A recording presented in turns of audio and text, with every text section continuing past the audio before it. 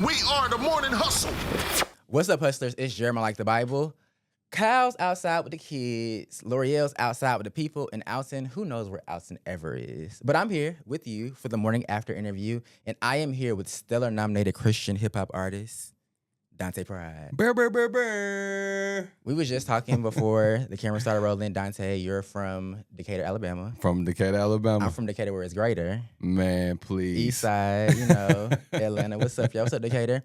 But you're now in Atlanta. I'm now in Atlanta. A few stomping grounds, a few, I guess, a stone skip or whatever, away from my alma mater, Stone Mountain High, over at Change Church. I heard a lot of good stuff about Change Church. Man, Change is absolutely amazing. All my friends like, you should come to Change Church, I feel like it's too close to my old school, so Yeah. I get flashbacks. I'm like, You hold on. should though. You should come to Change. Yeah, I got to move the location. But this is like our second location, though, ain't it? Yeah, second location. We got one in Gwinnett and we got one in Next to Stone my Mountain. brother. So that Atlanta means traffic. come to Stone Mountain then. Okay. Wait, hold on. Before we start, I asked my boy Nico from Praise to bring me this because here you go. This is for you. Want to be crying or something? No, you got some oil dripping all over you.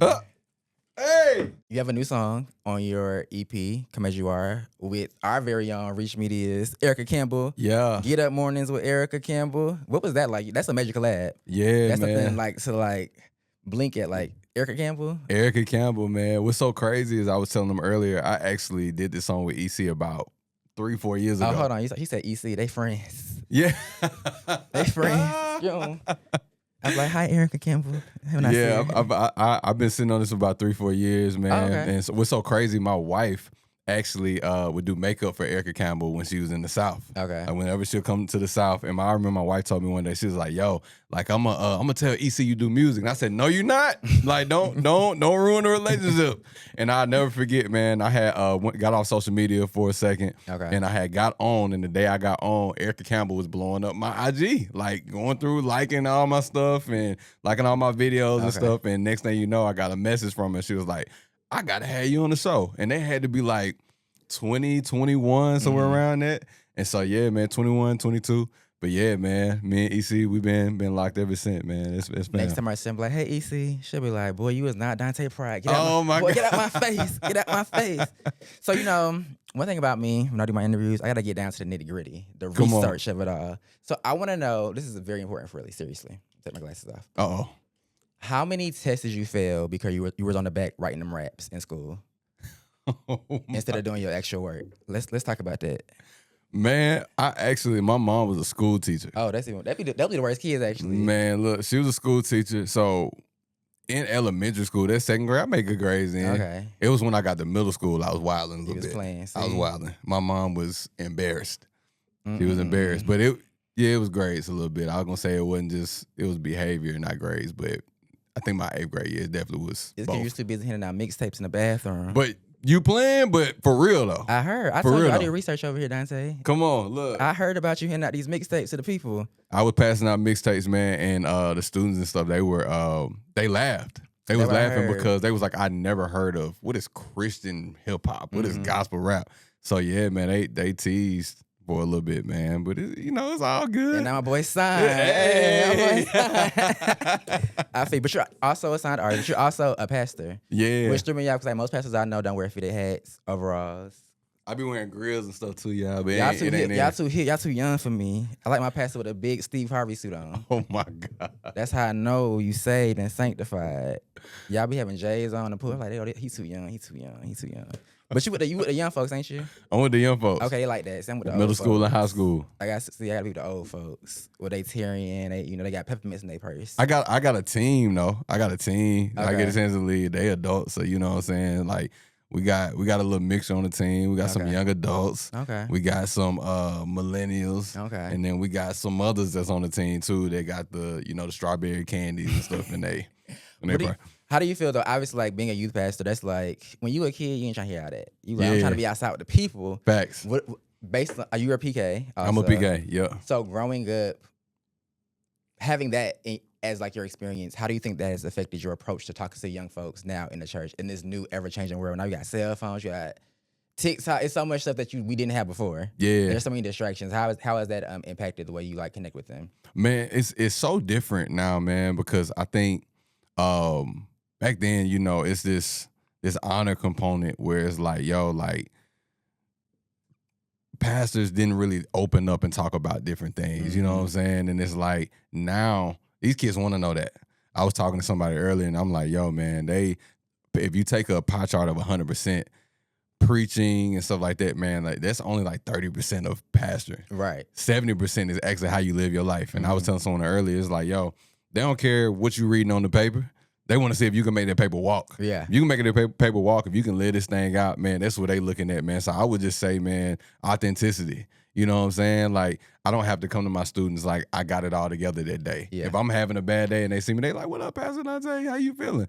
Oh, man, today is actually a pretty rough day. Like, you know what I'm saying? Like, they need somebody that's going to be authentic. So I would just say that was something that I didn't really see growing up. And that's something that I'm real intentional about giving it to them now. But I feel like authenticity ain't something that you got to put on. It's who you are. I feel that. I do feel like there is, I think you kind of said more to your point, but before there was like this mystique, like the pastor's perfect. He has no problems. But when you find out problems, then you hurt. Yeah, you like, dang, yo, you lied man, to me. Facts, yeah. You're a liar. Yup. And that is, in the 10 Commandments, not to lie. It is. You understand? It is. It's Bible. All right. So you also have an EP out, Come As You Are. Yeah. I thought we throw that phrase around a lot in the church. Come as you are, come as you are. But what does that actually mean to you?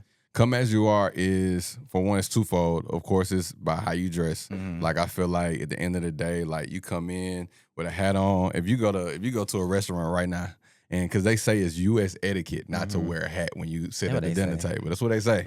But if you go into a restaurant, if you go to Ruth Chris right now, and you got on a snapback, they're not going to ask you to leave Get them out of because here. you got on a hat. They want you to stay because they want your money and they want your monies. That's fair. And so at the end of the day, man, if you come in with a hat on and stuff in the church, man, why would you turn that person away if you want their soul to be saved to Christ? You know what I'm saying? If you're trying to save souls. So at the end of the day, man, how you come, how you dress, man, like, look, we're in a new time now, man. Yeah. Like, things are evolving. We dressing like the culture, and I tell people all the time, man, like, we don't sway. We can be cultured without being swayed to culture. You know what's funny? I went to the church in LA. When I lived in LA. And for the first time, I wore a hat to church. I felt so weird. I'm like, I ain't supposed to wear no hat in here. But I ain't had no haircut. So I had to either don't come, put the hat on. Facts. But then it was fine. But I think because I grew up in the era, like your parents put your church clothes on. Facts, Put them hard bottoms on. They had me at doggone 6 years old in 3-piece suits. It's too hot for that. You see how hot it is in Atlanta? You in Atlanta now. It's too hot for 3-piece suits, man. I used to go in it. But look, as a kid, I was like, man, you can't tell me nothing. I was clean. I was stunned like my daddy. But when I got older and they were telling me to put on slacks and stuff, I was like, no, like I'm embarrassed. So I'll give y'all a nice little cute fit though, but it ain't gonna be no hard bottoms. What depends? And as a kid, like as a teenager and stuff, I ain't gonna lie, I ain't had no swag. Like my parents, they didn't believe in going out and spending all their money on J's and stuff. I was in that church with khakis and Izod and Uspers on. That's why you got the USP. Now he at the church raising hell. He got them shoes on. What kind of shoes doing? He got on Timbs. Oh, see. All right. So it's about clothing, of course, but Gotcha. then also too, man, it's about your heart, man. I feel like so many times people feel like they gotta clean up, man, before they come to God, before they come to church, man. And it's at the end of the day, man, He loves you so much the way that you are, but He also loves you so much that He won't leave you the same. And you can't clean up yourself. You gotta clean up what I messed up. Started my life over again. Hey, I want an album. All right. Before we get out of here, Just Believe. That's the closing track of the EP, Come As You Are. In it, you say, and what you praying for might not happen today, but still believe. Yeah. What is something that you were believing in? And you were like, well, hold on, God.